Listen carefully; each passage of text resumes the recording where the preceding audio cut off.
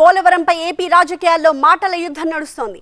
ఈ ప్రాజెక్ట్ ఎవరికీ అర్థం కాదు అంటూ మాజీ మంత్రి అంబటి చేసిన వ్యాఖ్యలకు అదే స్థాయిలో అధికార పార్టీ నుంచి కౌంటర్స్ వస్తున్నాయి. వెరీ వెరీ కాంప్లికేటెడ్ ఏది ఈ పోలవరం ప్రాజెక్ట్ అనేది వెరీ వెరీ కాంప్లికేటెడ్.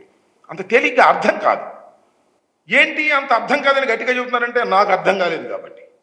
నేను అనేక సార్లు విజిట్ చేసి స్టడీ చేసి అనేక మంది అడ్వైజర్తో మాట్లాడిన తర్వాత నేను నిర్ణయం తీసుకున్నా ఇది ఇప్పుడు పూర్తయ్యేది కాదు అని చెప్పిన మొదటి వ్యక్తిని నేను.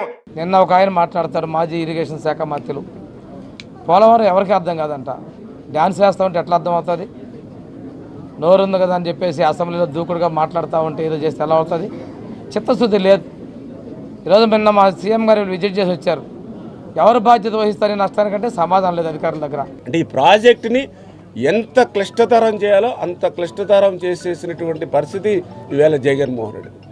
నిజంగా ఆ రోజు 2019లో ఉన్న ఏజెన్సీని కంటిన్యూ చేస్తుంటే ఆ ఎగువ కాపర్ డ్యామ్, ఎందుకంటే వీళ్ళు పత్రికలో కానీ మరి పోలవరం నాకే అర్థం కాలేదు, ఇంక ప్రపంచంలో ఎవరికీ అర్థం కాదన్నటువంటి మాజీ మంత్రి ఎవరైతే ఉన్నారో మరి నిజంగా ఆ 2019లో ఆ ఏజెన్సీలు ఆయన ఉండుంటే ఆ 72% అప్పటికే పూర్తయినటువంటి ఎగువ కాపర్ డ్యామ్ ఇంకొక 2 నెలల్లో పూర్తయిపోయిండేదిగా.